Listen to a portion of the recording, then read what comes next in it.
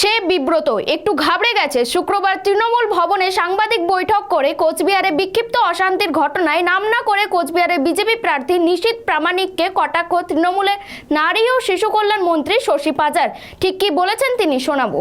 বাংলায় প্রথম দফায় নির্বাচন এবং 3টি লোকসভা সিট। প্রাথমিকভাবে যেভাবে আমরা দেখলাম, স্বতঃস্ফূর্তভাবে মানুষ বেরিয়েছেন ভোট দেবেন বলে, এবং মহিলাদের সংখ্যাও অনেক। ভোট দিতে ইচ্ছুক, গণতন্ত্রের উৎসবে অংশগ্রহণ করতে ইচ্ছুক সকলে। আর এই গণতন্ত্রের উৎসবে কোচবিহারে আমরা দেখলাম যে ভারতীয় জনতা পার্টির যিনি প্রার্থী আছেন তার নেতৃত্বে গতকাল থেকে তারা আইন ভঙ্গ করছেন এবং হিংসার ঘটনাগুলো করছেন। তথাপি তার সত্ত্বেও দেখা যাচ্ছে যে তার মুখে সে বিব্রত, একটু ঘাবড়ে গেছে। তার বডি ল্যাঙ্গুয়েজ, তার শারীরিক ভাষা যদি বোঝার চেষ্টা করেন, বোঝা যাচ্ছে ভালো নেই।